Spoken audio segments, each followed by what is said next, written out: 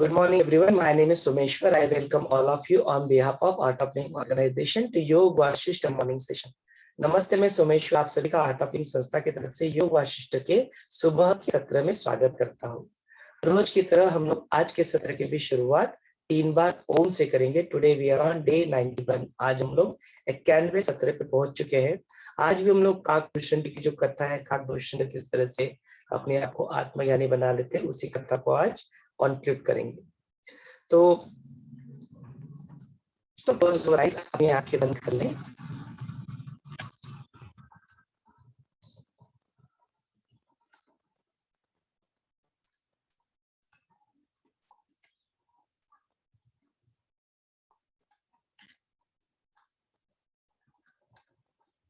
एक साधारण सांस अंदर ले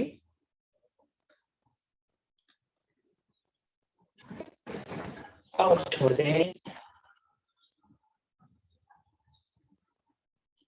एक गहरी लंबी सांस अंदर ले और पूरी तरह से छोड़ दें, खाली हो जाए।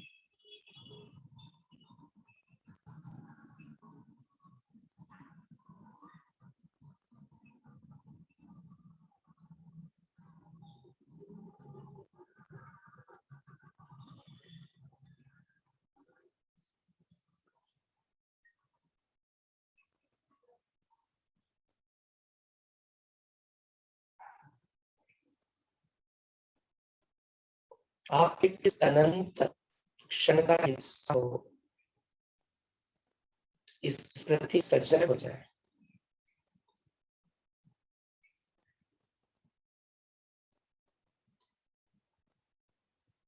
ओंकार उच्चारण की गहरी लंबी सांस अंदर ले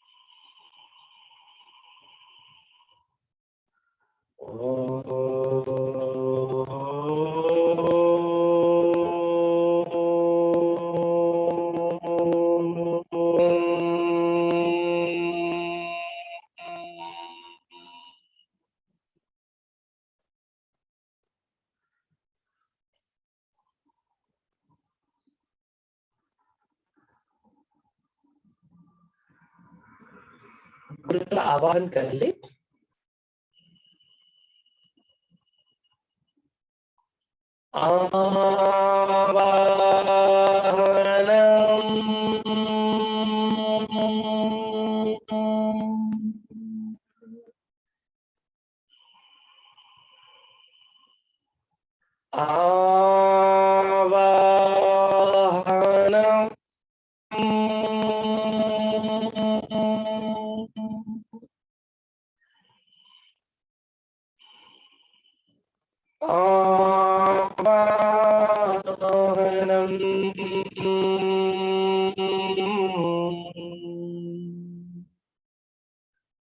पुनः पुनः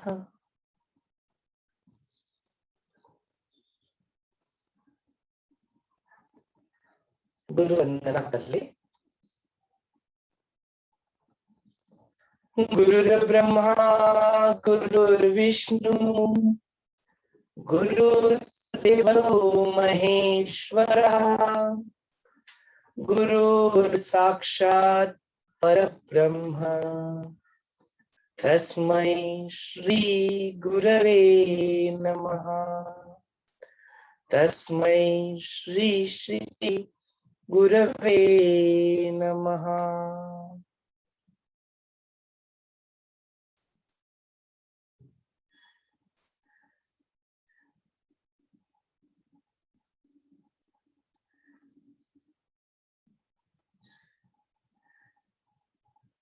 गुरु से प्रार्थना कर ले।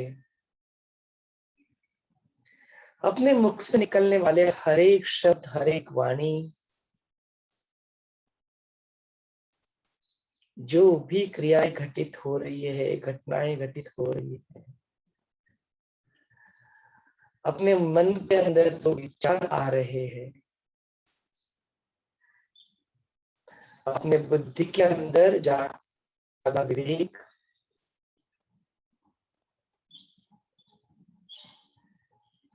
अपने स्मृति के अंदर तैयार हो रहे संस्कार यदि आप में दे रहे हो तो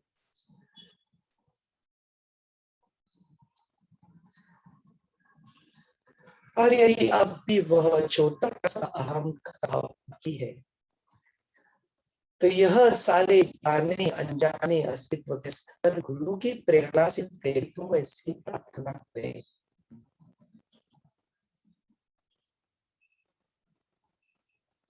मुक्ति और मोक्ष के जगह चलिए, आप ऑलरेडी मुक्त हो, इस सत्य से आप अवगत हो गए हो, तो भी यह उर्वरित जीवन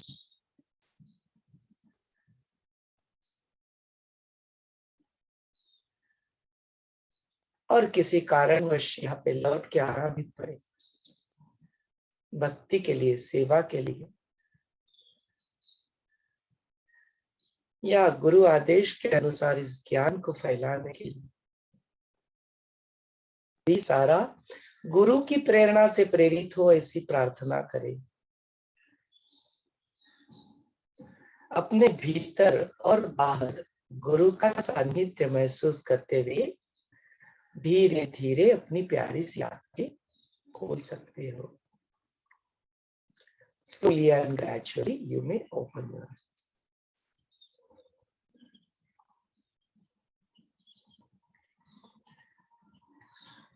चलिए चलो अपने सत्र को आगे बढ़ाते हैं। We'll just take a recap of yesterday, हमने कल क्या देखा। तो अभी हम लोग चैप्टर नंबर 6 निर्वाण प्रकरण में पहुंच चुके हैं। वहां पे वशिष्ठ मुनि कहते हैं कि अब तक मैंने आपको वशिष्ठ प्रकरण में आत्मज्ञान के बारे में बताया, अभी मैं कुछ और जो उपाय है इसे आत्मज्ञान प्राप्त करने के, मार्ग का जो उपाय था वो आत्मज्ञान का जो था हमने उपशम प्रकरण में भी देखा, और कौन से उपाय आत्मज्ञान प्राप्ति के लिए हो सकते हैं उसके बारे में हम लोग यहाँ पे देखेंगे। और फिर हमें काकभूषण नामक एक कव्य रहते, उनकी कथा सुनाते हैं। तो कहानी इस तरह से होती है कि इधर के सभा में जब चिरंजीवी लोगों की बात चलती है, काकभूषण का नाम आप ये कर रहे हैं, वह उनकी कहानी सुन के वशिष्ठ मुनि उनसे मिलने चले जाते हैं। तो उनके अंदर जो संवाद होता है उनसे, आपका कुल क्या है, आपका जन्म कैसे हुआ, आप कैसे अपने आप को चिरंजीवी बना लिए। तो वहां पे काकभूषण उनको कहते हैं कि इस तरह से सब हुआ। चंड नामक एक काक थे, उनका संयोग हंसिनी के साथ आया, उनसे हम लोग 21 उत्पन्न हुए, और फिर उसके बाद में हमने ब्राह्मी देवी की उपासना की, उसके बाद में अलम्बुषा देवी की उपासना की। फिर हम लोग मोहन ने अपनी साधना के लिए यहाँ पे अपने पिताजी से पूछा, तो उन्होंने मुझे यहाँ पे आके इसका के ऊपर हमें जगा दी। हम लोग उस वक्त से यहीं पे स्थित, काफी लंबा समय बीत चुका है, काफी सारे युग बीत चुके हैं, मेरे सारे भाई भी काल ने उनको अपने आगोश में ले लिया है, और मैं आके देखते हुए तो कई सारे क्रिएट हुए, कई सारे ब्रह्मांड मिट गए, कई सारे, आपका खुद ये शिष्य मुनि को बताया था ये 8वां जन्म है, और कई सारे 108 मैंने बुद्ध होते हुए देखे। इस तरह से जो अपना ब्रह्मांड है उसके ही एग्जैक्टली जैसे 10 ब्रह्मांड भी मैंने और देखे, और इसके अलावा कई सारे सृष्टियों की उत्पत्ति और लय को मैंने देखा है। कई सारे राजा ये रामायण महाभारत ये भी कई बार लिखे हुए हैं। ये सारी प्रक्रिया अभी इस सृष्टि में चल रही है, सृष्टि उत्पन्न होती है, लय होती है, और मैं अपना को धारणा करके जब लय होता है और जब अग्नि वाला आदित्य पूरा अग्नि फैलाते तो मैं जरूर धारण करके धारण करके बारिश बन के यहाँ पे बरस जाता हूँ। देन बोलते जब प्रलय हो जाता है, जब पूर्ण जल में पृथ्वी हो जाती है, सृष्टि जल में हो जाती है, तो मैं वायु रूप धारण कर लेता हूँ। तो इस तरह से मैं इस सृष्टि को लय होते हुए भी देखता हूँ, उत्पन्न होते देखता हूँ। तो यहाँ पे वशिष्ठ मुनि कहते हैं कि हे पक्षीराज, कितने आदर और सम्मान से यहाँ बात होती रहती है। एक कितनी दो ब्रह्मज्ञानी होती है, दोनों आत्मज्ञानी होते हैं, उसके बावजूद भी विनम्रता का यहाँ पे बिल्कुल क्या है, उनकी वाणी में वह दिखाई देता है, एक दूसरे के प्रति जो आदर होता है वो। तो कहते हैं कि पक्षीराज, आप कृपया बताएं क्या आपने ये सब कुछ ऐसा क्या सोल्यूशन क्या आपने अपने जीवन में अपनाया है, आपने यह सब कुछ ऐसे दूरदृष्टि, ऐसे त्रिकाल दृष्टि, ऐसे चिरंजीवी पद आप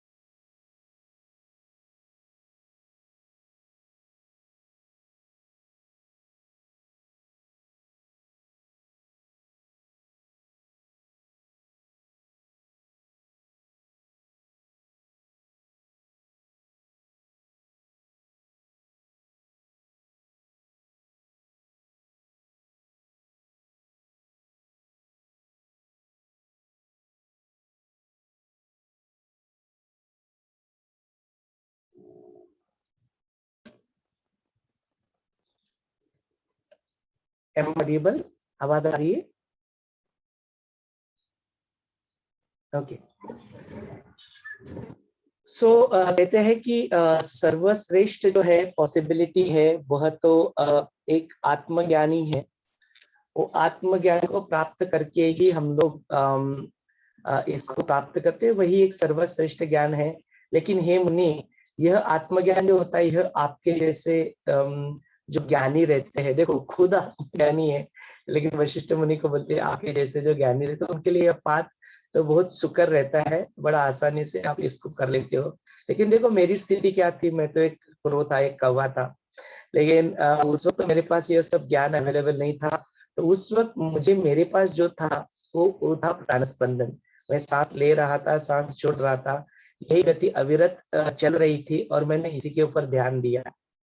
इसी के ऊपर ध्यान देते देते फिर हमने कल पूरा डिटेल में इसका वर्णन देखा, इस तरह से पंच प्राणों के ऊपर वो ध्यान देते हैं, धीरे धीरे आगे बढ़ते हैं, उनको फिर नाड़ियों का भी ज्ञान हो जाता है। देन सारी चीजें चक्रा, षट चक्र जो होते हैं, सप्त चक्र जो होते हैं, उसका भी ज्ञान हो जाता है। और उसके ऊपर ध्यान देते देते देते देते वो अल्टीमेटली अपने आप को वहां पे आत्मज्ञान को वह प्राप्त कर लेते। तो वही बता रहे हैं कि ये मुने, वही जो कुंभक की जो स्थिति रही है, उस कुंभक की स्थिति में मैंने ध्यान दिया, वही ब्रह्म अवस्था होती है, वही शिव अवस्था होती है। वहां पे ही मैं अपने आप को स्थिर करता गया, अपने प्राणों को, स्पंदन को मैं वहां पे रोकता गया, और वहां पे रहते रहते वहां से जो उत्पन्न हुआ सारा शांति, सारा ज्ञान, जो सारा स्वस्थ, जो चिरंजीवी बन चुका, ये सारी चीजें उसी की वजह से हुई। ये प्राण का स्पंदन जो निरोध मैंने किया, यह सब उसी की वजह से हुआ। यह सब हमने कल भी डिटेल में वर्णन देखा।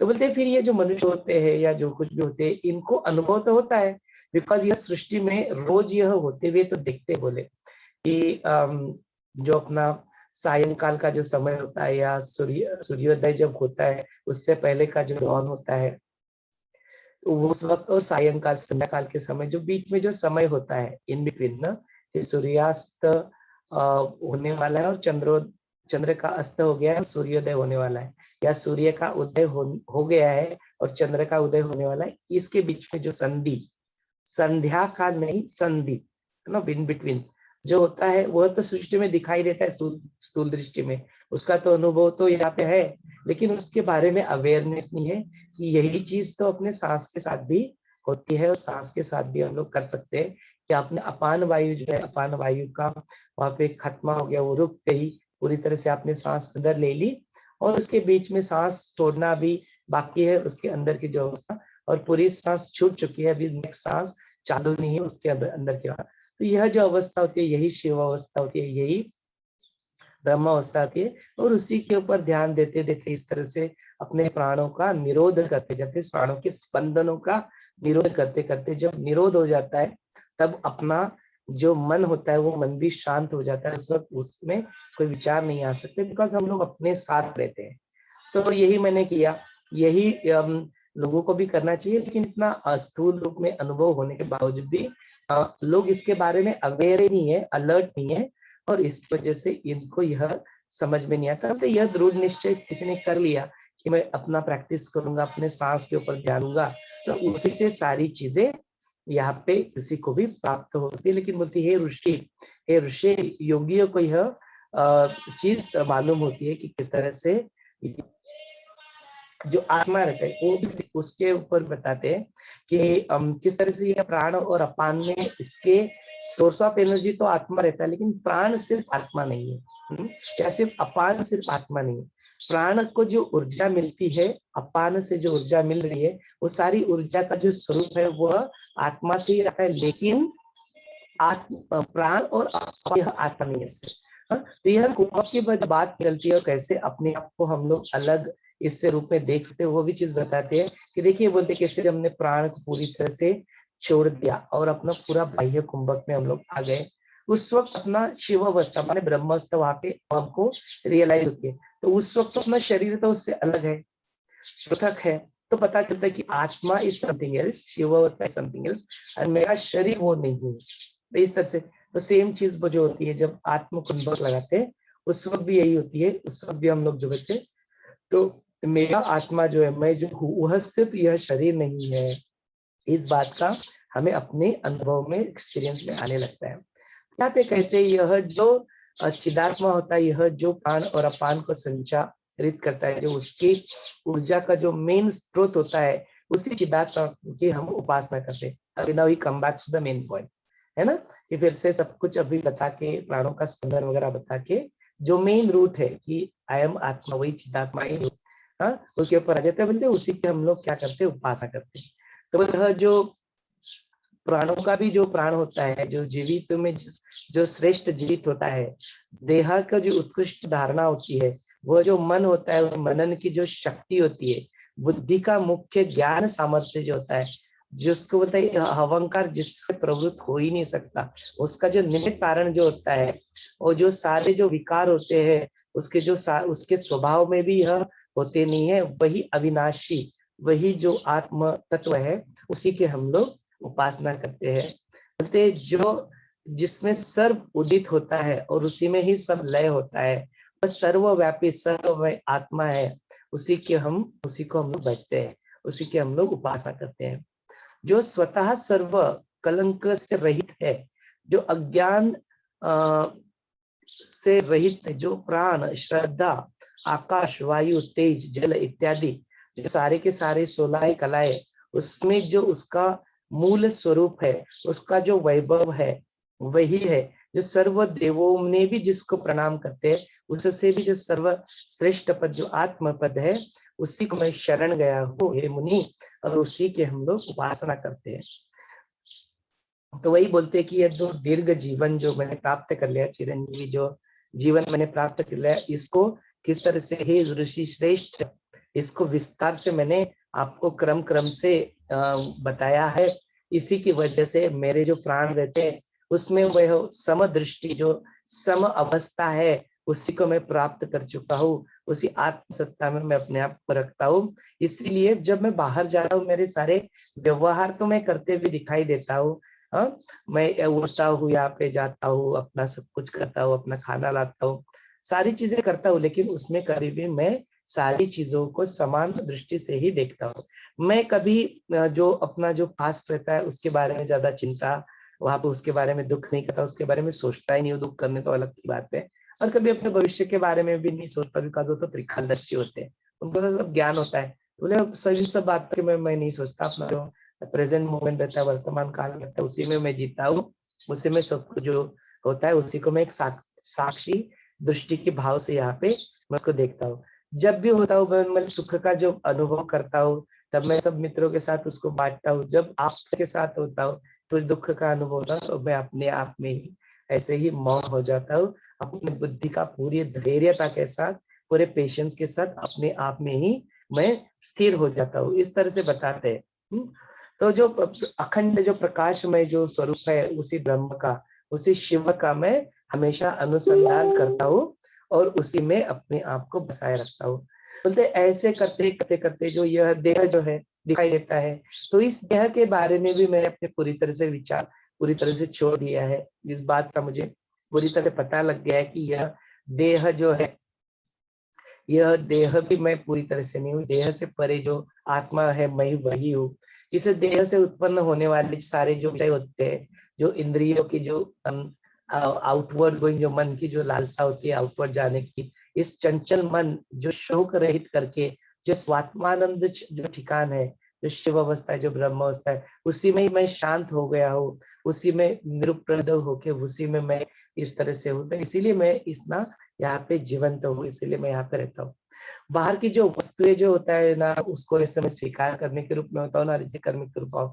जब मैं विहार करता हूँ, जब मैं खड़ा रहता हूँ, जब मैं बैठ जाता हूँ, तब भी मैं कभी नहीं कहता कि मैं यह देह हूँ। तब भी मैं ये कभी नहीं कहता कि मैं यह सब कुछ कर रहा हूँ।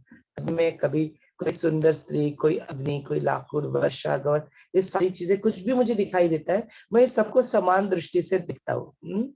इसी की वजह से मैं सुख में रहता हूँ, बिकॉज वहां पे दुख का कोई कारण ही नहीं रहता है, कोई भेद बुद्धि ही नहीं है। इसने मुझे ऐसा कह दिया, उसने मुझे वैसा कह दिया, सारी चीजें ही वहां पे उत्पन्न नहीं होती है। तो इसलिए मैं हमेशा सुख में ही रहता हूँ। बोलते ऐसा नहीं कि मैं बहुत बुद्धिमान या मैं मूर्ख, या वो मूर्ख मैं बुद्धिमान, ये मेरा बंधु, ये मेरा शत्रु ना, ये इसकी स्तुति में करूँ, उसकी निंदा करूँ, ये सारे जो प्रकार रहते हैं उसमें कायम स्वरूप पूरी तरह से मैं उससे दूर हट गया हूँ। पूरी तरह से मैं ये दूर हो गया हूँ। और इसकी वजह से जो मुझे जो अपना जो अनर्थ करने वाले जो शरीर होते हैं और उसकी जो वृत्तियां होती है, उससे मैं पूरी तरह से मुक्त हो गया हूँ। सारी चीजों को मैं समान समदृष्टि से, एक ब्रह्म दृष्टि से देखना मैंने शुरू कर दिया है। बोलते इससे क्या हो गया कि दूसरों का प्रभाव पराभव करने की सामर्थ्य तो मुझ में है, लेकिन उसके बावजूद भी मैं कभी किसी का जाके पराभव नहीं करते, किसी से आर्ग्यूमेंट नहीं करता हूँ। अपने आप को जीतने की या बात दिखाने का प्रयत्न भी मैं कभी नहीं करता। इस तरह की इच्छा भी मेरे को छूती नहीं है। एकाग्र चित्त से होके हृदय उसी चित्त को विलीन करके चिदात्मा की रूप में आके उसी चित्त वृत्ति का जो होता है उसी का चित्त में प्रवेश भी नहीं करता। उस चित्त को मैंने अपने ही हृदय में विलीन कर दिया है। इसी की वजह से मैं आज सुखी हूँ और चिरंजीवी हूँ। संपत्ति काल जब होता है, जब अच्छा समय होता है, तब मैं सर्व मित्रों के साथ होता हूँ। आपातकाल जब होता है तब मैं खुद के साथ ही हो लेता हूँ, खुद ही मौन में चला जाता हूँ, धैर्य से उस मेरु पर्वत के भांति स्थिर हो जाता हूँ, अपने आप को हिलने नहीं देता। इसीलिए यह सुखी और दुखी जो इंसान होते हैं उसको देख के मुझे दुख नहीं होता। यह सब हे प्रभु, और मैं तुम्हें क्या बताऊं। अभी उनको बताते कि हे प्रभु मैं आपको क्या बताऊं, त्रिभुवन में जो यह पूरा सृष्टि का जो जो पसारा है, यह सृष्टि का जो माया जाल है, उसमें तो मैं एक छोटी सी अड़ी होती है ना, इंसेक्ट होता है, छोटा सा एक कृमि होता है, उस कृमि के भांति देखो मैंने कितना कृतज्ञता भी है, कितना पोलाइटनेस है, और अहंकार का यहाँ पे बिल्कुल नमो निशान नहीं है। इतना सब कुछ जानने के बाद, इतनी सारी सृष्टियों का वहां पे उत्पत्ति और लय देखने के बाद बोलते हैं इस पूरे ब्रह्मांड में मैं एक सिर्फ एक कृमि की बात हूँ। हाँ, तो मैं क्या आपके सामने बोलूं, आप बताओ। यह तो आपकी आज्ञा थी, देखो कितना ओबीडियंस, आज्ञाकारकता। यह तो आपकी आज्ञा थी, आपने मुझे आज्ञा दी हे प्रभु, इसलिए मैंने ये सारी चीजों का आपके सामने कथन किया। यह कथन करते करते कुछ मेरे अंदर कमियां होगी, वो कमियां भी यहाँ पे अभी पूरी तरह से दूर हो गई आपके दर्शन से। इतना कृतज्ञता के साथ, इतने आदर और सम्मान के साथ वहां पे वह अपने आप को व्यक्त करते हैं। बोलते इसीलिए मैं सदा जागृत अवस्था में रहता हूँ, एक तरंग के भांति सदा सम अवस्था में रहता हूँ। और वह जो बाकी की सारी चीजें चिरकाल के लिए यहाँ पे ऐसे स्थिर यहाँ पे बैठा हूँ। मतलब ये ऋषि श्रेष्ठ के आपका आज्ञा पालन के लिए मैंने आपके सामने अपनी वाणी को यहाँ पे प्रस्तुत किया। और वैसा कहते वो अपनी वाणी को शांत कर लेते हैं। फिर वशिष्ठ मुनि भी कहते हैं हे पक्षीराज, कितना सारा मैंने भी देखा हुआ है, कितना सारा भ्रमण भी मैंने किया हुआ देखा हुआ, कितने सारे ब्रह्म ज्ञानियों को, आत्मज्ञानियों को, कितने सारे लोगों को मैंने देखा है। बहुत ढूंढने के बाद इस तरह से कोई मिलता है, और आपके बाद ऐसे आत्मज्ञानी मिलते हैं। और आपकी तो बात है कि कई सारी लोगों में, कई सारी दुनिया में घूमने के बाद आप जैसे जो सर्वश्रेष्ठ जो आत्मज्ञानी होते हैं उस उनको मैं आज मिलना, आपको मिलके मिलके मेरा भी जीवन यहाँ पे धन्य हो गया। इस तरह से आप उनको भी व्यक्त करते, आदर और सम्मान देते हैं। तो बोलते हैं अभी ठीक है, अभी मैं तुम्हें ज्यादा तकलीफ नहीं दूंगा, जाके तुम अभी विश्राम करो, मैं भी अपनी ऋषि मंडल में जाके मैं भी अपने कार्यों को आगे बढ़ाता हूँ। ऐसा करके वहां से वो निकलते रहते। लेकिन अतिथि देवो भव, अतिथि को जैसे हम लोग छोड़ने जाते हैं, वैसे वह पक्षीराज जो भी रहते, काकभूषण रहते हैं, वो एक योजन तक उनको वहां पे उड़ते उड़ते उनके साथ जाते हैं, उनको नियोग देने के लिए। उसके बाद में बोलते कैसे भी करके मैं उनको रिटर्न भेज देता हूँ। और मैं अपने राम को इस तरह से बताते हैं, रामा कैसे तो भी करके मैं उनको पीछे छोड़ के मैं भी अपने यहाँ पे अपने स्थान पे लौट के आता हूँ। इस तरह से तो कितना सुंदर, मतलब कितना सुंदर वर्णन है। सब कुछ जानते हुए भी कुछ नहीं जानता, पूरा आदर और सम्मान एक दूसरे के प्रति। और कितना ब्यूटीफुल, और कितना मतलब कव्य होने के बावजूद भी एक सिंपल तरीका यूज करके, प्राण स्पंदन का निरोध यूज करके, और उसके पीछे कितना गूढ़ ज्ञान है वो भी हमने देखा। तो एक कृतज्ञता का भाव भी मन में आ जाता है गुरु के प्रति, कि गुरु ने हमें क्या दिया है, कितना सिंपल करके यह दिया है आत्मज्ञान का रास्ता। कि अनुभव भी हम लोग इसका करते हैं। और एक कृतज्ञता का एक अंदर से माहौल ही हो जा रहा है कि इस गुरु वचनों के ऊपर चलना ही अपना पथ है। उन्होंने जो मार्गदर्शन हमें दिया है उसी के ऊपर चलना ही अपना पर्पज है। यही प्रार्थना भी करते हैं। तो ये आज का चैप्टर भी आप खत्म हो जाता है। इस सत्र को मैं आपके हवाले कर देता हूँ। आपके टेकअवेज जानने के लिए कुछ प्रश्न है तो उसके ऊपर भी चर्चा हम लोग कल कर सकते हैं। कल हम लोग देखेंगे कि जो किस तरह से आत्म पूजा होती है, शिव पूजा होती है, उसका उपासना किस तरह से किया जाए, शिव की उपासना किस तरह से किया जाए, इसके बारे में नेक्स्ट चैप्टर रहेगा। तो उसको हम लोग कल देखेंगे। आज के लिए फिलहाल इस सत्र को आपके हवाले कर देते हैं। अनम्यूट का ऑप्शन आपके पास अवेलेबल है, आप खुद ही अपने आप को अनम्यूट कर ले और अपने आप को व्यक्त यहाँ पे कर सकते हैं। कुछ प्रश्न है तो प्रश्न भी पूछ सकते हैं। You can share one of the takeaway, pass on the control to somebody else. Let's all share our takeaway. जैसे जयश्री जी ने हमें गाइड किया ना कि सब लोग यहाँ पे अपने आप को व्यक्त करें। It's a good idea to do so. Over to you all. जय गुरुदेव।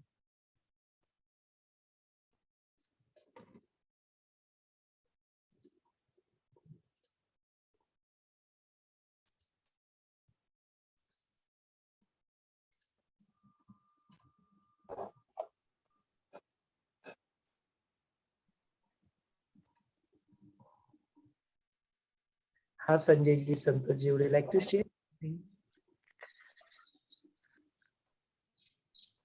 जय गुरुदेव भैया। ये अपान वायु और उसके बारे में एक बार वापिस। चलो प्रैक्टिस ही कर लेते हैं वन मोर टाइम, तो क्लैरिटी आ जाएगी। आंखें खुली रख के ही करते तो दिखेगा। तो बेसिकली अपान वायु क्या होता है कि अपना जो नासिका होती है वहां से 12 उंगली नीचे, एक 6 to 9 इंच का यह स्थान होता है। और बोलते यह जो स्पेस होती है वो अपान वायु की स्पेस होती है, एक स्पेस होती है, वहीं से अपान वायु हम लोग खींचते भी है और वहीं पे अपना प्राण वायु भी हम लोग छोड़ते हैं।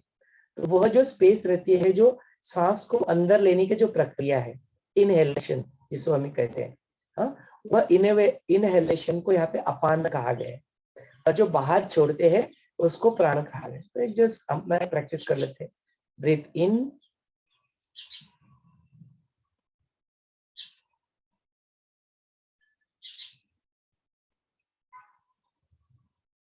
बस अभी खत्म हो गई कैपेसिटी, यहाँ पे इतना ही सांस हम लोग ले सकते थे, वो पूरा यहाँ से बाहर से निकल के वो अपना पूरा प्राणवायु, जो प्राणवायु बोल रहा हूँ मैं लेकिन अपान वायु है, अपान वायु आपने पूरी यहाँ पे जाके अंदर तक स्थित हो गया, हमारे पूरी तरह से आपने अपने लंग्स को पूरी तरह से भर लिए, खत्म। अभी इसके बाद में एक भी आप क्षण के लिए सांस नहीं ले पाओगे, वो स्थिति आ गई।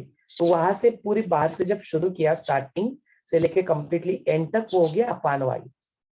फिर उसके बाद में क्या होगा, एक स्थिति ऐसे आ जाए कि आप सांस ले ही नहीं पाओगे, रुक जाओगे। तो उसके बीच में जो स्थिति है कि वो सांस छोड़ने की जो प्रक्रिया है, उससे से पहले क्या करो, वहां पे कुंभक लगाओ, माने सांस छोड़ो नहीं। Let's do the practice. Breathe in,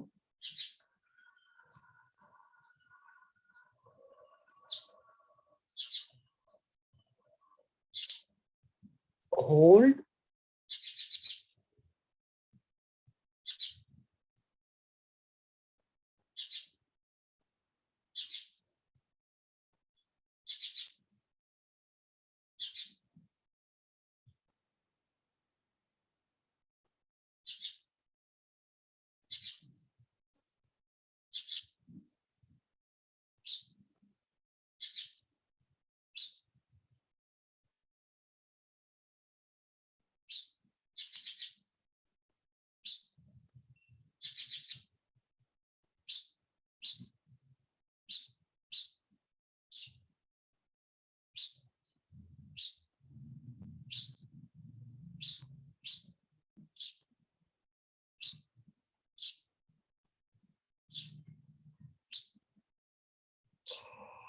and let go, छोड़ दे अपनी सांस को।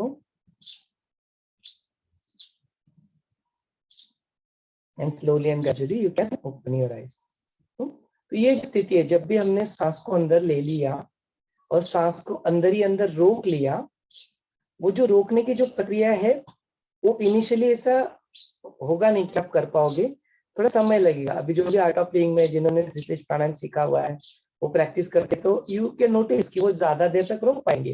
अपनी सांस को पूरी तरह से अंदर ले लिया, सांस को वहां पे रोक लिया, एंड काफी सेकंड्स तक, you can actually count the seconds also, कभी देख लेना प्रैक्टिस करके। नो, काफी सब सेकंड्स तक आप लोग रोक सकते हैं सांस को अंदर। वो कुंभक, वो जो शिव अवस्था है, प्राणों के बंधन में आप लोग रोक लिया, हमने नोटिस कि वो रोक लिया ना सांस अंदर, उस वक्त थॉट आते ही नहीं है, आ ही नहीं सकते उस वक्त थॉट आते ही तब है जब प्राणों का स्पंदन चलते रहता है। तो जब आपको अपने प्राणों के स्पंदन को रोक लेते हो, तो सांस जब रुक जाती है, प्राणों का स्पंदन रुक जाता है, तो थॉट प्रोसेस भी रुक जाती है। और सेम चीज आउटसाइड, जब हम लोग प्राण को छोड़ते हैं, तो प्राण अंदर हम लोग लेते हैं, अपान वायु अंदर लेते हैं, तो सांस को काफी देर तक रोकना बिना लेते हुए संभव है। उसके जो अपोजिट होता है, जब प्राण को पूरी तरह से छोड़ देते हैं, जो बाह्य कुंभक होता है, वो थोड़ा कठिन होता है, बिकॉज उस तरह आपके शरीर की पूरी एनर्जी नहीं रहती है, आपने एनर्जी को पूरी तरह से छोड़ दिया है, और उसको बाहर रोके रखना थोड़ा डिफिकल्ट रहता है, अंदर रोके रखना थोड़ा और आसान है, पर आपको शक्ति मिल चुकी है, शक्ति अपान वायु से शक्ति मिली है, और आपके पास शक्ति है, तो you are able to hold that for longer time.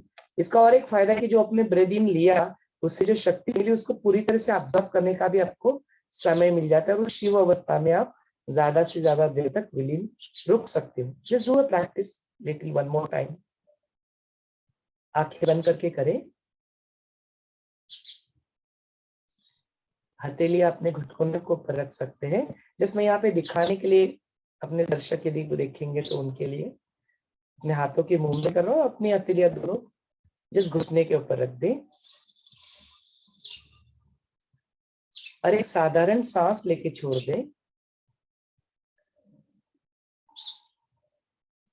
अभी हम लोग अपान वायु को अंदर खींचते हैं। ब्रीथ इन, गहरी लंबी सांस,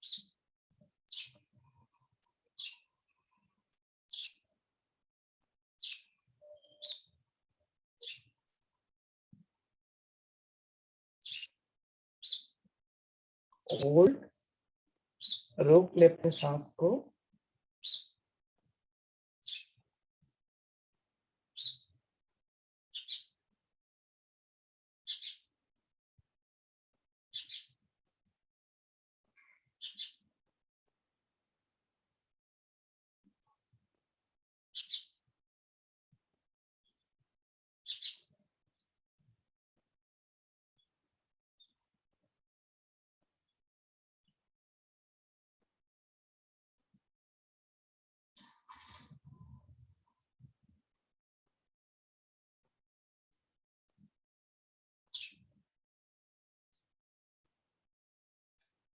और जो रोक ना पाओ, छोड़ने का मन करे तो सांस को छोड़ दे।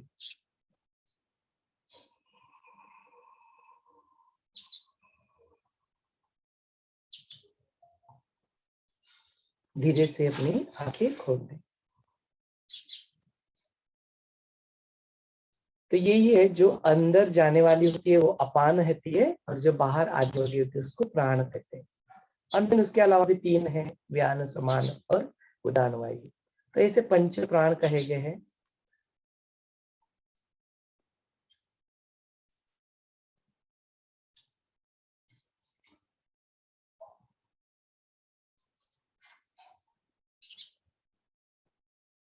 Slowly and gradually you may open your eyes.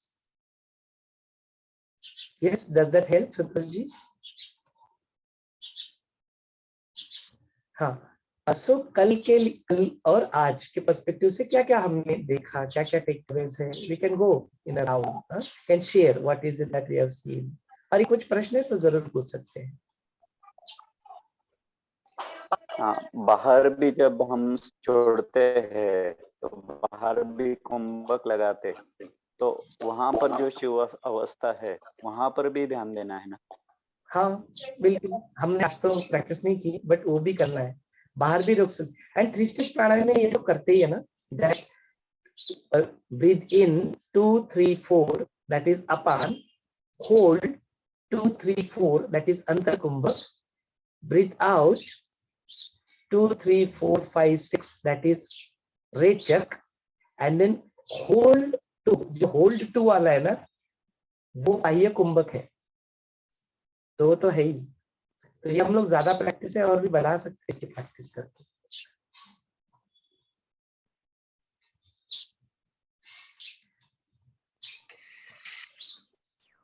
कल का सेशन और आज का सेशन नॉलेज का एक बहुत सारा ऐसा एक बवंडर था, ऐसा उसमें ऐसा भीग गए सब। श्वास और उसकी प्रैक्टिस, अपान, शिव अवस्था, व्यान, समान, और उसके बाद उदान, और फिर प्राण, उसके बाद शक्ति अवस्था। ये भी अभी हम हमारे जीवन में स्थापित हो चुका है ऐसा लगता है। और उसके बाद आज बोशुंड ने जो वशिष्ठ मुनि का स्वागत किया, जो लीनता थी, अहंकार को पूरा खत्म कर चुके हैं वो, उसके साथ कर्मों के बंधन से भी वो मुक्त है, वो अपने में समानता पाए हुए है। जो जो मुक्त के पूरे लक्षण है हमारे आदर्श के रूप में उनके सामने है। और सबसे बड़ी बात है, वो प्राणी होकर उनके पास सिर्फ एक ही साधन था, सांस का। पूरी तरह से अपने सांसों पे ध्यान देकर उन्हें अपने आप को मुक्त कर लिया, और वो इतनी समानता में आ गए कि उनके मन में कोई वासना का जन्म ही नहीं है। वो बस अपने आप को पूरी तरह से समानता से देख रहे सबको, स्त्री पुरुष, उनके जीवन में कोई भेद ही नहीं, द्वैत उनके जीवन में रहा ही नहीं, अद्वैत सब उनके तरफ है। वो अपने सृष्टि को अपने से परे मानते ही नहीं, वो सृष्टि के हो चुके हैं। कितना खूबसूरत है ना, एक काक होकर एक कौवा जो हम घृणित मानते हैं, वो किस अवस्था में प्राप्त कर लिया, ये जब सुनते हैं तो अपने आप में आश्चर्य हो जाता है। कितना खूबसूरत है। बस इतना ही होगा, आगे जय गुरुदेव। हाँ जय Gurudev. So that is the first round. सो संजय जी ने थोड़ा सा कह के अपने आप को रोक लिया, बाकी के लोग भी बोले कि क्या क्या टेक अवेज आपके थे। तो सब लोग व्यक्त करेंगे तो that's a very good idea.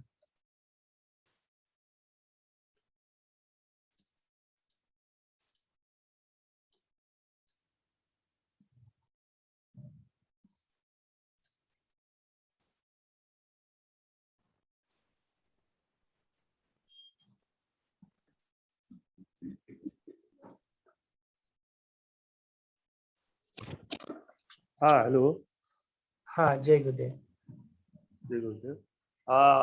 Kakbhushan जी ने कहा कि सुख दुख की भावना को समान भाव रूप से देखना है। तो यही है कि हमें जीवन में सुख आए या दुख आए, तो जो हम कहते हैं कि दृष्टा भाव रखना है, तो वैसे ही जीना होगा तो सुखद होगा। Correct. That's another beautiful takeaway. Second takeaway. Third takeaway. Sangeeta ji.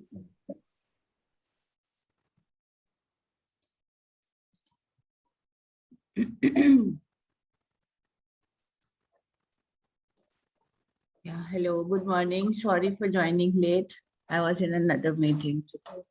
And the story that we have heard of Kaakbhushan is, yeah,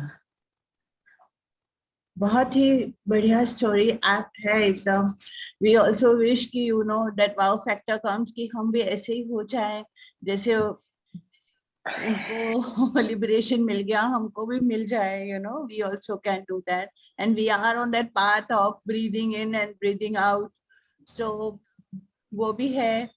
And जिस तरह से पूरा ज्ञान जो यहाँ पे बताते हैं, that is बहुत ही you know अगर हम अपनी जिंदगी में लगाएंगे तो बहुत ही बढ़िया रिजल्ट आ रही है. So how he meditates and itne yugo tak, you know, he's beyond death. All these things when we see, yeah. So when we see all that, it is really very good. Yes, and yeah, we should practice it. That's what it is. So thank you. We'll come back with another round. Let everybody have them now. Yeah, over to you, Neha ji. Thank you. जय गुरुदेव. मेरा take away ये है कि वो काकभूषुंडू और वशिष्ठ जी दोनों एक दूसरे का आदर करते हैं. दोनों भी सैचुरेटेड है नॉलेज में, फिर भी आदर करते हैं. तो हम मीन्स जो जिसके पास है ना सैचुरेट नॉलेज, वही दूसरे का आदर कर सकता है. ये एक है. और उस हम लोग भी अगर हमारी साधना हमारी हर सांस को आदर करेंगे तो हर मोमेंट पूर्णत्व के पास ही जाएगा. ऐसा मेरा टेक अवे है. Thank you. जय गुरुदेव. जय गुरुदेव नेहा जी. हाँ, अयोध्या जी कुछ बोलना चाहते हैं. अयोध्या जी बोलिए.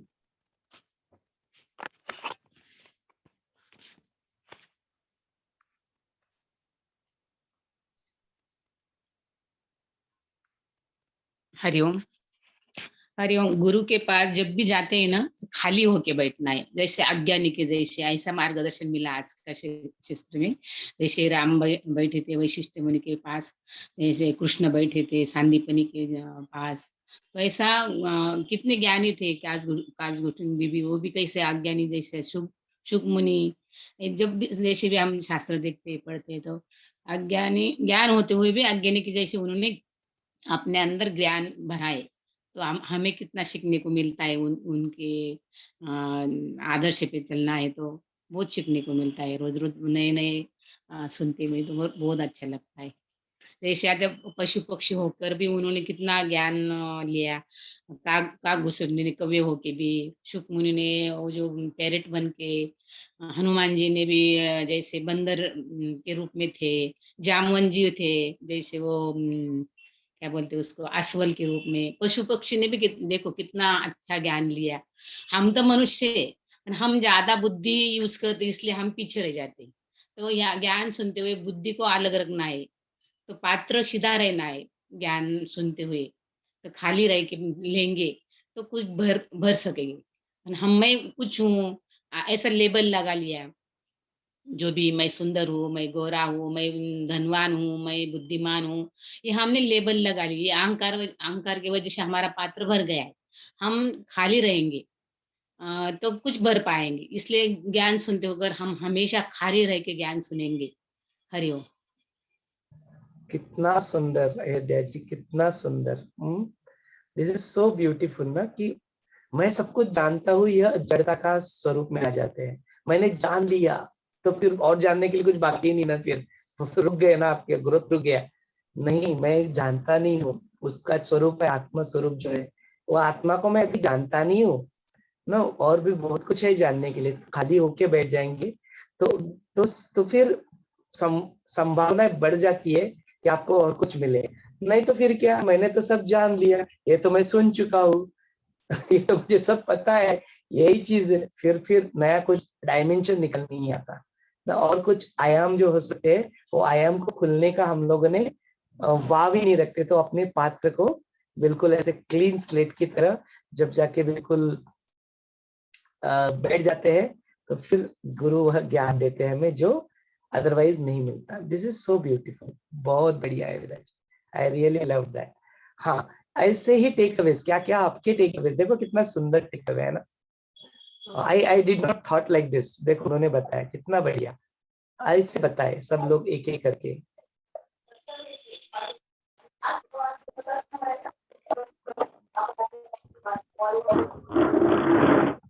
हाँ बताए बताए, ये नहीं बोला, अपर्णा जी, संतोष जी, कोई भी एक वन बाय वन।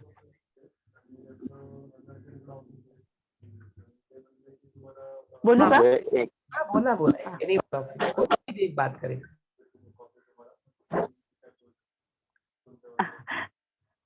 बोला बोला, तुम्ही बोला, नंतर मी बोलते. मुझे एक बात बहुत बढ़िया लगी कि जब भी वो अपना सांस पर यानी साधना करते थे, लेकिन जब भी बाहर जाते थे तो वो बाहर का भी काम पूरी खूबसूरती से वही इसमें करते थे और अपने में स्थित होके करते थे। ये बात मुझे बहुत बढ़िया लगी मुझे। बहुत सुंदर। आत्मज्ञानी बनने का ये मतलब नहीं कि बैठ जाओ एक जगह में मेडिटेशन करते रहो। मेडिटेशन तो हो ही रहा है, ज्ञान की समाधि तो लग चुकी है जो खंडित नहीं होती। तो जाके अपने कार्य करते समय भी उस ज्ञान की समाधि को बनाए रखे, उसी आत्मज्ञान के साथ रहे, तो आपका बाहर का कार्य में भी वो जो एंथुजियाज्म है वो बना रहेगा। वो आत्मज्ञानी कोई मरे मरे से ऐसे दुखी दुखी नहीं रहते हैं। हाँ नहीं, वेरी गुड पॉइंट संतर जी। हाँ प्रज्ञा जी प्लीज गो अहेड। जय गुरुदेव. एक्चुअली मैंने कल सुबह ये सेशन मिस किया था, पर एज अभी हैबिट हो गया, सुबह मिस होती है तो मैं बाद में सुन लेती हूँ. पर कल का सेशन मुझे इतना सुंदर लगा, इतना नॉलेज मिला. मतलब मेरे बहुत सारे सवाल जो मेरे मन में, जब से मैंने क्रिया स्टार्ट करी तब से बहुत सारे सवाल थे. बीच में हमने वो 100 एपिसोड का सेशन भी किया, तभी भी अपान वायु का वगैरह पता चला था, कुंभक का पता चला था. तब से तो मेरा मतलब ये स्टडी ज्यादा चल रहा था, कुंभक लगाना. अंतर कुंभक इजीली होता है, बाहर बाह्य कुंभक बहुत मुश्किल है थोड़ा सा, पर उसका भी अभी पता चला. लेकिन मतलब मैंने ये सेशन कल का 3-4 बार सुना. मैं अभी भी मतलब मैं अभी वापस में ये सेशन होने के बाद मैं फिर से कल का सेशन सुनने वाली हूँ. मतलब वो ऐसा सेशन है ना कि हर कोई सुन के मतलब उसको पूरी तरह से हमें अपने दिमाग में बिठा लेगा, तो मेरे ख्याल से वो सही मायने में हम लोग ध्यान समाधि जो भी बोलते हैं वो, आप मोक्ष की प्राप्ति जो भी, उसके मतलब सही रास्ते पे हम लोग जा सकते हैं. अभी कल का सेशन सुनने के बाद मैंने आज जब क्रिया करी तो मुझे बाह्य कुंभक भी मतलब मैं लगा सकी और मेरे को समझ में आया. और दूसरा ये कि ये बाह्य कुंभक जो है ना, जब हम लोग फॉलो अप करते गुरुजी की आवाज में जब करते हैं, तब जब फास्ट रिदम जब होता है, उसके बाद जब एक एक पल के लिए गुरुजी सो हम बोल के रुक जाते हैं, फिर हम लोग भी रुकते हैं. वो जो फिर वापस गुरुजी जब सोहम बोलते हैं, वो जो बीच में का जो पीरियड है ना, वो मेरे ख्याल से बाह्य कुंभक अपने आप आसानी से हो जाता है. मतलब कुछ हमको मेहनत भी करनी नहीं पड़ती. फिर से सांस जब तक गुरुजी सो हम नहीं बोलते, हम सांस भी नहीं लेते, अपने आप आसानी से वो बाह्य कुंभक हो जाता है. ये मुझे मतलब पता चला, ये मतलब आपके कल के एपिसोड से. और दूसरा वो अंतर कुंभक के वक्त वो जो शिव मतलब वो जो स्थिति है वो शिव की स्थिति है.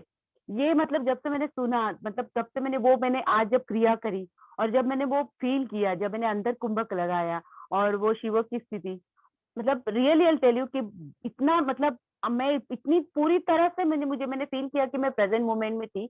और वो पल जो था वो सचमुच बहुत खुशी का था. अभी भी इस वक्त भी मैं वो फील कर रही हूँ. मतलब सच्ची मतलब आपका जो आपने जो ज्ञान दिया उसके लिए रियली बहुत बहुत धन्यवाद. बहुत बहुत धन्यवाद. रियली गॉड रियली, मैं तो बहुत छोटी हूँ आपसे, पर फिर भी रियली गॉड ब्लेस यू. गुरु जी की सचमुच आप पे ब्लेसिंग सदा बनी रहे और आपके मतलब मुख से हम ये हमेशा सुनते रहे। प्लीज ये अब बंद मत करना आप। Thank you so much, really great. जय गुरुदेव। जय Gurudev. That was really beautiful sharing. Just addition में यहाँ पे करना चाहूंगा, कुंभक जो है ना, कुंभक प्राणायाम में हम लोग को अप्लाई करना है। सुदर्शन क्रिया करते समय breathe in and breathe out continuous. There is no stoppage in between, there is no meditation in between, there is no sleep in between. ना सोना है ना कुछ करना नहीं, सांस लेते रहना है कंटिन्यूअसली। जब गुरुदेव की आवाज बंद भी हो जाती है ना, उस वक्त आपको सांस को रोकना नहीं है। जो रिदम चालू है ना, उसी रिदम में होता है। बीच में मैंने देखा ना, भैया आप लोग सुदर्शन क्रिया गुरुदेव की आवाज में, तो अभी जो वर्जन जो चल रहा है उसमें गुरुदेव कुछ क्षण के लिए रुक जाते हैं, वो सोम सोम सोम बोलते नहीं है। उस वक्त हमको सांस रोकना नहीं है। जो फास्ट वाला रिदम होता है ना, इट हैपेंस व्हेन नो, जब वो चलते रहता है ना फास्ट वाला रिदम, उस वक्त गुरुदेव रुक जाते हैं कुछ क्षण के लिए। हमें अपनी सांस को रोकना नहीं उस वक्त, कुंभक वगैरह नहीं लगाया उस वक्त। You continue in a fast rhythm जब तक गुरुदेव ना रिदम चेंज कर दे again back to the slow. ये हाँ नहीं हम रोकते नहीं है। मेरा कहने का मतलब है नेचुरली हो जाता है। मतलब फास्ट रिदम के बाद जब हम लोग सो हम करके ना, हम भी लिटरली रुक जाते हैं। जब गुरुजी वापस सो हम बोलते हैं तभी हमारी सांस वापस ऑटोमेटिक होती है, तो वो नेचुरल हो जाता है। That is okay. That is guru, मतलब गुरु का मतलब हम लोग लाइक वी आर ब्लेस्ड कि we are having guru. That's okay, that is fine. जो बोलते हैं ना कि actually we are on recording, हम लोग सोम के बारे में ज्यादा बात नहीं कर सकते क्रिएट में, ऑफलाइन कर लेंगे तो डिस्कस, तो वो ठीक है। व्हाट यू जस्ट मेंशन वो ठीक है, बट अदरवाइज कुंभक वगैरह लाने का प्रयत्न करने की आवश्यकता नहीं है। Sudarshan Kriya is continuous in nature, that is breathe in and breathe out according to rhythm चालू रखो। इन्होंने रिदम बंद नहीं कर दिया, बोलना भी बंद कर दिया, तो जो रिदम के साथ चालू था उसी रिदम के साथ आप कंटिन्यू करो सांस को। That is the thing. ठीक, बढ़िया। लेकिन बहुत बड़ा शेयरिंग, मस्त लगा था। और किसी को कुछ शेयर करना है तो जरूर, देखो ये भी होता है शेयर करने से आपके मन के अंदर जो कॉन्सेप्ट्स होते हैं ना, यदि वो ठीक नहीं होते तो उसको हम लोग करेक्ट करवाते हैं। This is also another beautiful thing about brainstorm session. Jyotsna ji, Devi ji, Seema ji, आपने कुछ नहीं बोला, would you like to say something?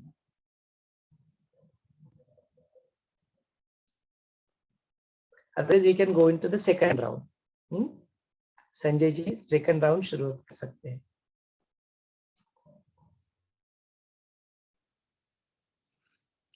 मुझे एक प्रश्न है, हम मुद्रा प्राणायाम करते हैं, उसके बारे में थोड़ा सा और डिटेल दीजिए। मुद्रा प्राणायाम। हाँ, तो कहते हैं कि अपने शरीर में ना शक्ति के अलग अलग केंद्र है। We have seen this. तो 112 शक्ति के केंद्र अपने अंदर है। और एक एक्यूपेंचर जो थेरेपी होता है कि अलग अलग में यहाँ पे पॉइंट्स होते हैं, उन पॉइंट्स के ऊपर हम लोग थोड़ा प्रेशर देते हैं ना, तो वो अब अलग अलग तरीके से अपने शरीर के ऊपर प्रभाव डालता है। ये एक बात हो गया। दूसरा बात है कि प्राणायाम उस वक्त करते हैं हम लोग, तो आयाम देते हैं, डायरेक्शन देते हैं प्राणों की शक्ति को। तो वही होता है मुद्रा प्राणायाम में कि अब जब हम अलग अलग तरह की मुद्रा करते हैं तो जो अपनी जो चैनलाइजिंग जो होता है, प्रवाह जो होता है शक्ति का, प्राण शक्ति का प्रवाह, वो अलग अलग रूप में अपने को इफेक्ट होता है जब हम लोग अलग अलग प्रकार की मुद्राएं करते हैं। सो that is the knowledge behind it.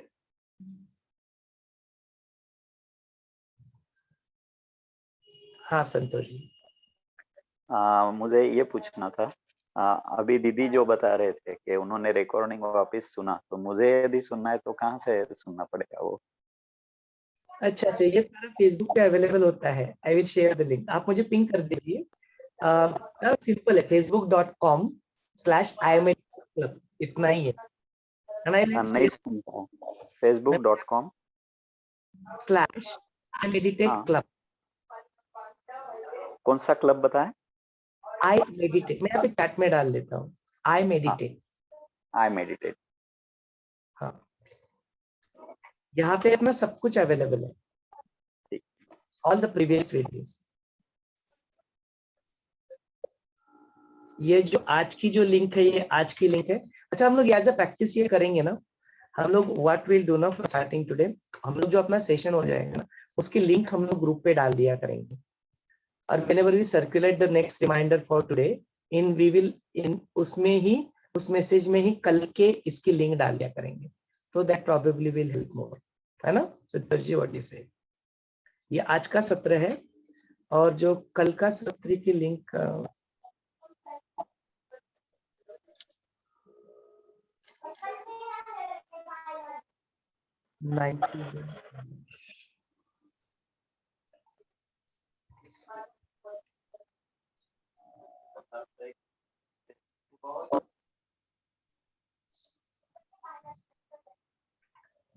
ये कल के सत्र का लिंक है। तो ये सारे के सारे वो आई मेडिटेट क्लब के ऊपर आप जाओगे तो आपको सारे वीडियो दिख जाते हैं, वहां पे आप देख सकते हैं। हाँ, एनी अदर शेयरिंग दैट आपको करनी है टेक अवेज के रूप में?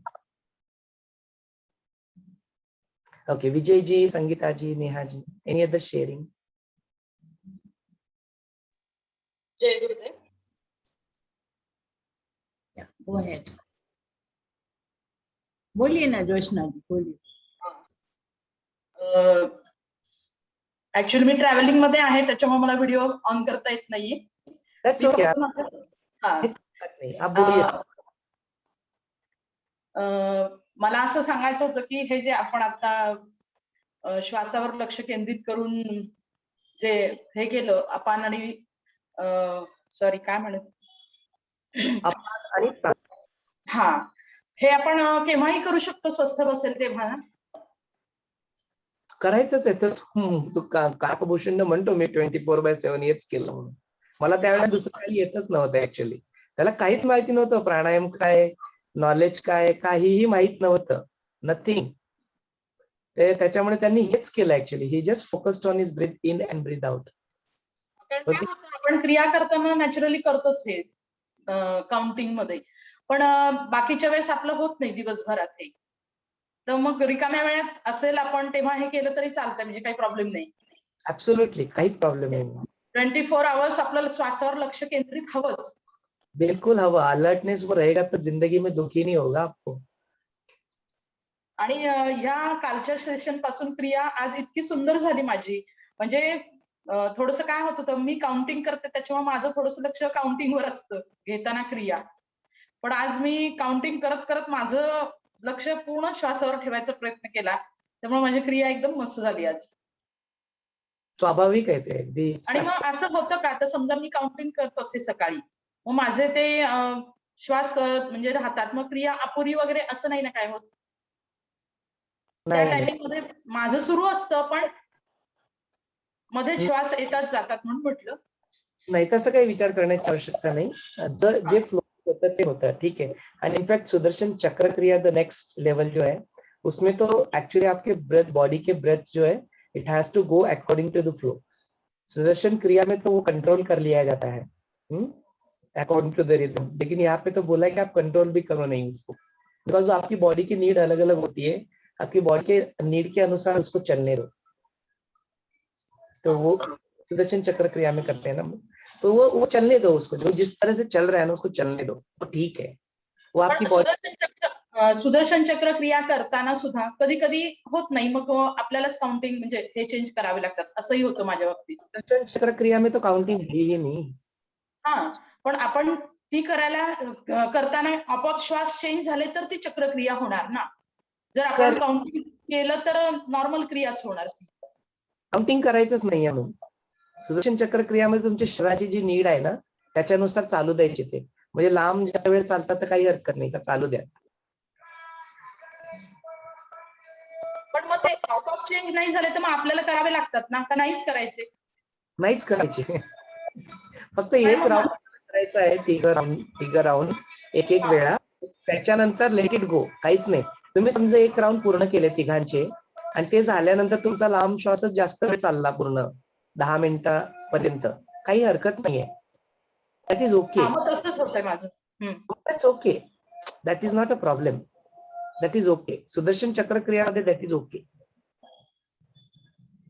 थँक्यू. ओके, जय गुरुदेव. आणखी काही शेअरिंग? संगीताजी काहीतरी म्हणत होते. संगीताजी, होते you. Yeah, thank you. So it was, ki after doing so much of meditations and keeping yourself with your breath, क्या होता है कि from the mind and the heart, either you are in the mind, logical, or you are in the heart, emotional. But you know, the balance of mind and heart is what is to be seen here. And coming out of all the other things, he comes and relaxes in his own heart. That is where you have that equanimity he feels and the tranquility that he feels after that. So that was very nice. And being established more into your own self. So what happens, the other two things, मतलब, you know, love and hate, you know, ऐसे वो जो द्वंद है उसमें से हम निकल के वो स्थिरता में जब हम आ जाते हैं तो उसका वो हम देख रहे थे कि हाउ ही गेट्स इट. उसके बाद उसके ऊपर है ना वो नेगेटिव फोर्सेस भी इट सीम्स कि वो इफेक्ट नहीं करती है, and all the joy and happiness just flows towards it. So it is that situation that I like very much, ki, you know, we should also go ahead and strive for that situation. Actually, just try to get it, and once you get it, Yoga Vashisht ji also says ki go, just march and go and get that situation first, you know. So try your best with your self effort, with your self knowledge and your intelligence and wisdom.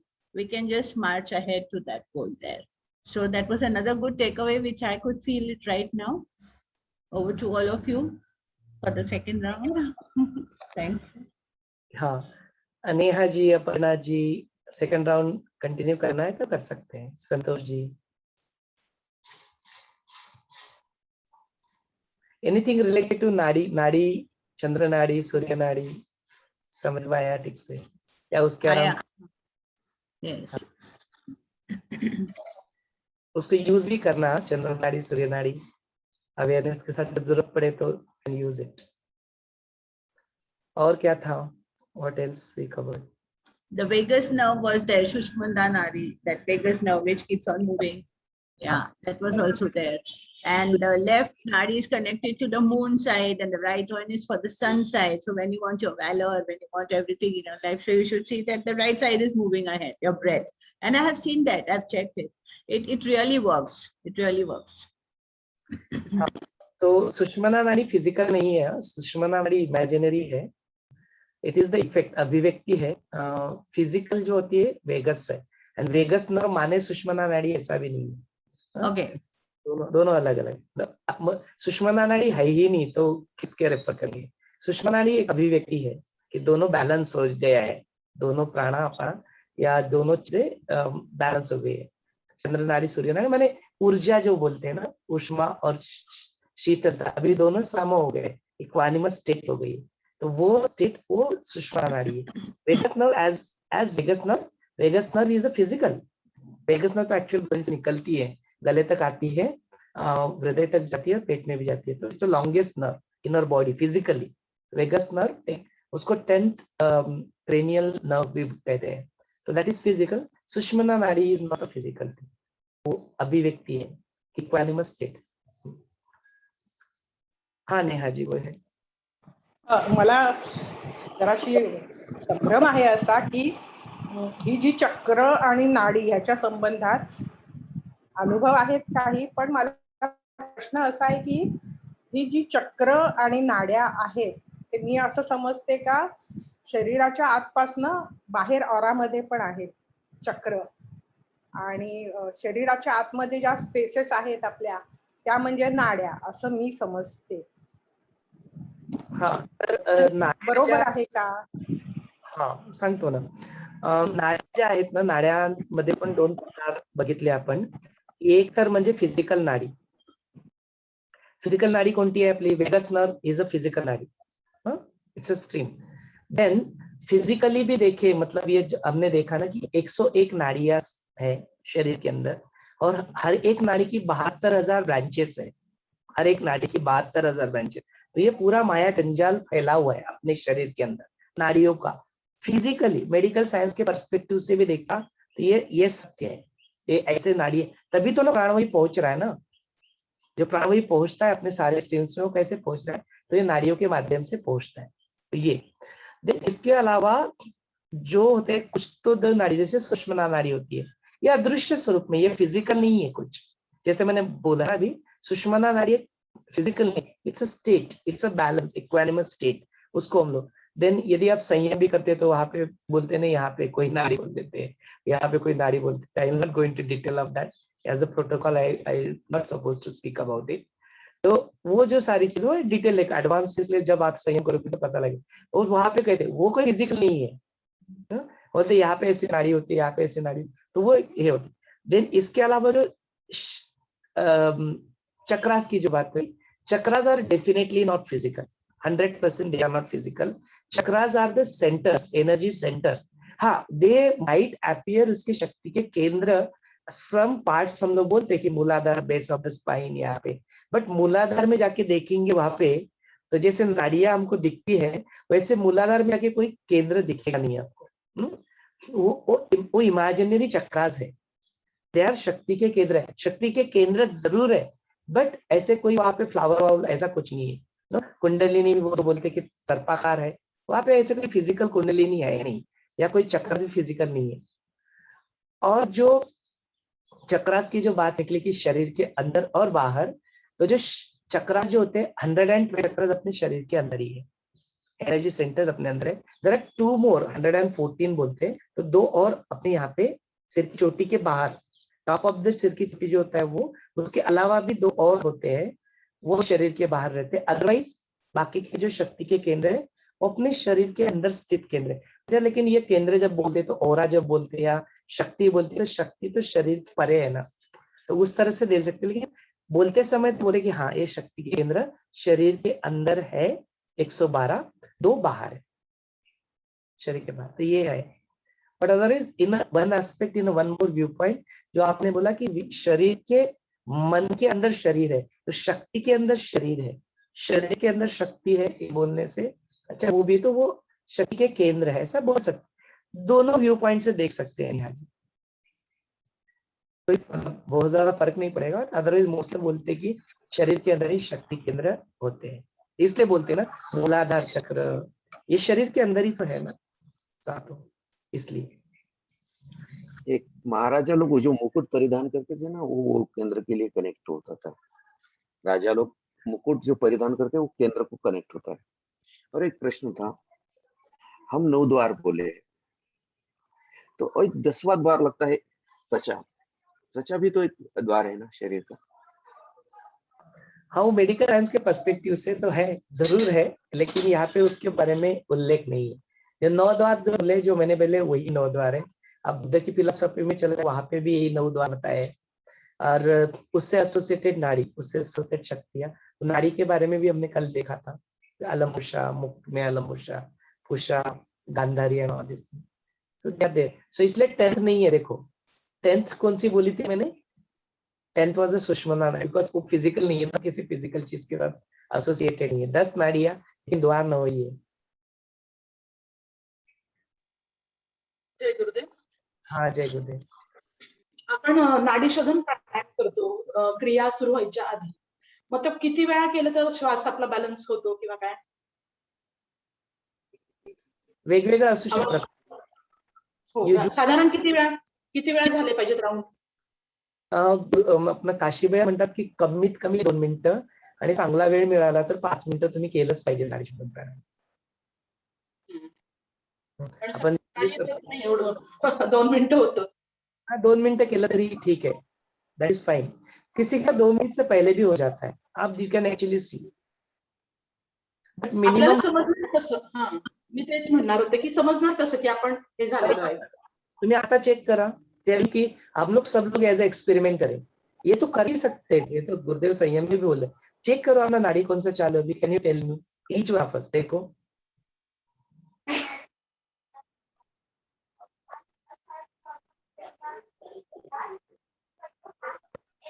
मेरे में चालू, मेरे दोनों नाड़ियां चालू है अभी।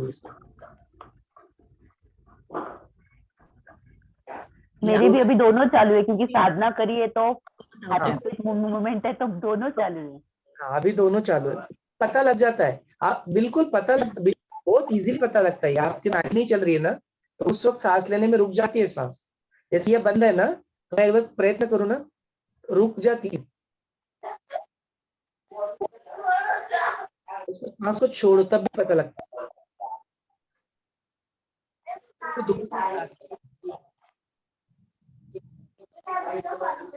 दोनों चाहते हैं पता लगे। यू कैन इजीली नोटिस, याद रखना, इसको नोटिस करते रहना हमेशा। आणि जर एखादी बंद असेल तर मग लगेच मग आपण हे करायचं का नाडी शोधून? Correct correct. अच्छा, अदर वे राउंड जो है ना, वो जो कुक्षी जो है वो नाड़ी शोधन पावरफुल करके देखना है, करके देख लो। बिकॉज ऐसे ऐसे करके अपने थोड़ी देर के लिए रुक जाओ ना, ऐसे ये चालू रहेगी अपने आप, करके देखो आप। 200 रखा है दोनों चालू आहे। आता दोन्ही चालू आहेत। हाँ, एंड देन आप एक साइड में हो जाओ तो दूसरी बंद हो जाएगी, नीचे वाली ये शुरू हो जाएगी। ये करके देखना, बताना मेरे को कल से। आज एक्सपेरिमेंट करके देखना। ये तो 200% पता है बिल्कुल, ये तो वर्क करता है। आणि गुरुजी पण म्हणतात ना की प्रवासात कोणती नाडी चालू हवी आहे, किंवा ते पण आम्हाला जरा एकदा सांगा की जेवणापूर्वी पण, किंवा प्रवासात पण, किंवा आपण जेव्हा अभ्यास करतो किंवा एखादं नॉलेज पॉइंट हे करत असतो तेव्हा पण कोणती नाडी चालू हवी? हाँ, तो जब आप ध्यान करते हैं तो चंद्र नाड़ी चालू होना चाहिए। आपको सूर्य नाड़ी रहेगी तो ज्यादा पकड़ेंगे, रजस होगा। रजस होगा, जब सूर्य नाड़ी होगी वो ऊष्मा होती है, वो रजस क्रिएट करता है। तो ध्यान करते समय सूर्य नाड़ी का चलना ठीक नहीं है, तब चंद्र नाड़ी को एक्टिवेट करके कर लेना। एंड देन जब आप क्रिया करते हो, कुछ क्रिया माने आई एम नॉट टॉकिंग सुदर्शन क्रिया, एक्टिविटी जब करते हो जहाँ पे रजस की आप आवश्यकता होती है, दैट टाइम आपकी सूर्य नाड़ी चालू रहे तो बहुत अच्छा है। Same thing goes to after the food also. कभी भी इसलिए खाना खाने के तुरंत बाद ध्यान नहीं करना, क्योंकि ध्यान करोगे तो चंद्र नाड़ी एक्टिवेट हो जाएगी, चलता प्रदान करेगी, मेटाबॉलिज्म कम हो जाएगा, जबकि आपको एग्जैक्टली उसके अपोजिट चाहिए। खाना खाते हैं तो क्या होना चाहिए? मेटाबॉलिज्म रेट बढ़ना चाहिए, अपने जठराग्नि उद्दीपित होना चाहिए, पाचक रस क्रिएट होने चाहिए, ऊष्मा क्रिएट होना चाहिए, so that it can help in your digestion of the food. Meditation has exact opposite effect. तो मेडिटेशन नहीं करना, तुरंत ध्यान करने के बाद तुरंत मेडिटेशन नहीं करना, शतपावली करना, थोड़ा घूमना इधर उधर करना है तो आसन वज्रासन करना। एंड उस वक्त make sure that your right side की नॉस्ट्रिल एक्टिवेट हो। कैसे कर सकते हैं? इसलिए बोलते हैं, अपने पूर्व ने कहा है कि वाम कुक्षी लो। वाम कुक्षी माने, वाम means left side. Left side पर सो जाओ 20 मिनट के लिए, अपने आप आपकी राइट साइड खुल जाएगी, राइट नॉस्ट्रिल, एंड उससे ऊर्जा उत्पन्न होगी, आपको डाइजेशन में हेल्प होगा। अरे क्या इंटेलिजेंट लोग थे, they knew of this things. ये ज्ञान, नाड़ी विज्ञान, ज्ञान विज्ञान नहीं पता, उनको पता था, लेकिन 20 मिनट वाम कुक्षी लेना है, they used to do it. Power nap जिसको कहते हैं, तो ये है। तो हाँ, इसको यूज कर सकते हैं जिंदगी में, करने लायक चीज है।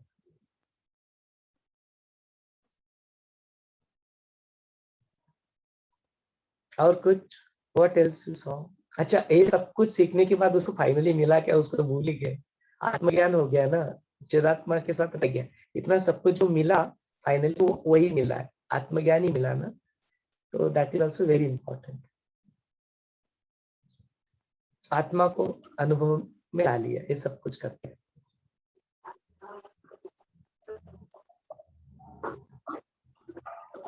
हाँ भैया, चेतना की अवस्था का तो पता नहीं, क्योंकि चेतना में तो चेतना को कोई संवेदना नहीं हो सकती ऐसा लगता है, लेकिन वो समता में रहने के बाद जब मुक्त हुए और चिरंजीव हुए तो वो सब अनुभव भी कर रहे थे और उसमें समानता भी पा रहे थे। कितना खूबसूरत था ना, उनका जीवन चल रहा था, जीवन के साथ साथ वो सृष्टि के साथ भी चल रहे थे, उसका विनाश भी देख रहे थे, क्रिएशन भी देख रहे थे। वो अपने आप को बिल्कुल स्थित प्रज्ञ बना लिया था, और ऐसी स्थिति में वो अनुभव तो कर रहे थे लेकिन अपने आप में समानता था।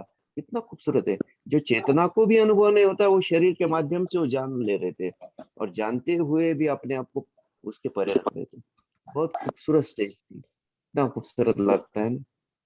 Yes, that's also another very good takeaway, Sanjay. Thank you for sharing. Santosh ji, आप कुछ कहना चाहते हैं? मैं ये पूछ रहा था, बहुत बार वेगस नर्व के बारे में पूछा, तो अभी आपने बताया कि वो गले तक ही आती है, तो वो ऊपर सर के चोटी तक नहीं आती है वो? नहीं, मैंने ऐसा नहीं कहा कि वेगस नर्व नीचे से जाके गले तक आती है। मैंने एक्जैक्टली अपोजिट कहा वेगस नर्व ब्रेन से निकलती है, ब्रेन से कनेक्टेड है ना। Okay So it's a vagus nerve is part of your autonomous nervous system. ANS जो होता है ना मेडिकल साइंस के परस्पेक्टिव से ऑटोनोमस नर्वस सिस्टम। अच्छा, इसको थोड़ा समझ लेते हैं। अपने आपको हम लोग ये पंचेंद्रिय की बात करते हैं, पंचेंद्रिय ग्रहण करते हैं, होता क्या है मेडिकली? आपने किसी वस्तु को स्पर्श कर लिया, ये है, इसको मैंने इसे स्पर्श किया, तो यहाँ के जो मेरे उंगली में रिसेप्टर्स है, रिसेप्टर्स ने क्या किया, स्पर्श किया तो ये ठंडा लगा मुझे, कोल्ड है, ठंडा लगा, या बहुत गर्म है तो क्या होगा, मेरा हाथ अपने आप जल जाएगा, छोड़ दूंगा मैं, बिकॉज गर्म है, बहुत हॉट है। ये कैसे हो रहा है? Actually it is happening through your nervous system. तो ऐड करते हैं ये जो सेंसेस जिसको कहते हैं, उसमें रिसेप्टर्स होते हैं, रिसेप्टर्स उस सिग्नल्स को कर लेते हैं। सिग्नल किस माध्यम में होते हैं? जैसे इलेक्ट्रिकल सिग्नल्स होते हैं वैसे ही ये सिग्नल्स होते हैं, करंट की बात थी। वो रिसेप्टर्स करते हैं, उसको ले लेते हैं, गर्म है, ठंडा है, कुछ तो भी वो सिग्नल्स है। वो सिग्नल्स क्या जाते हैं वहां से, हाथ से निकल के it goes through my hand, then it goes to, it's connected and finally reach to my brain. Brain तक वो सिग्नल पहुंच चुके हैं। ब्रेन में जो ये it's a part of your autonomous nervous system. Brain उसको क्या करता है, सेंस कर लेता है, कोल्ड है, हाँ कोल्ड है, पकड़ने वाला है, कोल्ड है तो ठीक, बहुत हॉट है तो वो क्या करेगा, ऑटोमेटिकली सबकॉन्शियस, आपको सोच नहीं कि मुझे कुछ करना है, ऑटोमेटिकली वो क्या करेगा, it will send a response and then response will come, then वो यहाँ से आके मेरे अकेले तो क्या आएगा, यहाँ के जो मोशन सेंसर्स होते हैं ना, मोशन जो होते हैं, एक्टिविटी जो मैकेनिक होते हैं, अगर वो एक्ट करेंगे, इट विल खींच ले अपने आप को। तो ये जो सेंसर जा रहे हैं ये इससे जा रहे हैं, तो वो नर्व से होते हैं, इसलिए तो ये वेगस नर्व ये सबसे लंबी है। तो vagus nerve is connected, brain निकलती है, जैसे निकल के गले से जाती हो, इट्स अ क्रेनियल नर्व, यहाँ से ऐसा बंडल होता है इसका, वेगस नर्व का, वो बंडल ऐसे यहाँ से गुजरता है, वो वेगस नर्व यहाँ से गुजरती है, is connected to your neck, वो यहाँ पे फिर यहाँ पे ये चेस्ट में वो है, फैलती है वो, और आगे जाके वो पेट में भी फैलती है। तो vagus nerve is the longest nerve in our body, physical nerve, and it's part of autonomous nervous system which perceives and then pass on the response. ये है वेगस, जो बहुत इंपॉर्टेंट है अपने शरीर में, so most important in our body, vagus nerve. अच्छा, ये सिकनेस आ जाता है, बोलते क्या होता है, तो ये क्या होता है बेसिकली, इट्स अ सिकनेस वगैरह ये सब चीजें ना, ये नाड़ियों में जो शक्तियां होती है वो ब्लॉक हो जाती है, एंड यू बिकम फ्री। तो बोलती है जो सारे हम लोग 4 जैसे भस्त्रिका प्राणायाम वगैरह करते हैं, प्राणायाम करते हैं, मुद्रास करते हैं, ये नाड़ियों को खोल देता है। ये ब्लॉकेजेस जो होते हैं ना, physical blockages and other blockages, mental blockages, इनको ये ओपन अप कर, पाथ को खुला कर देता है। इसलिए बोलते हैं नाड़ियों को खुला कर दो, ओपन कर दो, और बोलते वो खुला कर देने का मतलब ये कि वो एक्टिवेट हो गई, और या तो फिर डॉर्मेंट रहती है, एक्टिवेट रहती है तो डॉर्मेंट, तो चक्रास भी वही है, डॉर्मेंट रहती है तो एक्टिवेटेड रहती है। तो ये है, ये बड़ा सूक्ष्म है, बड़े सटल लेवल पे, और इसके दो एंगल एक्चुअली, एक तो मेडिकल साइड पर्सपेक्टिव है और दूसरा स्पिरिचुअल पर्सपेक्टिव है। फॉर्चुनेट दैट कि हमको दोनों गुरुदेव हो जाते हैं।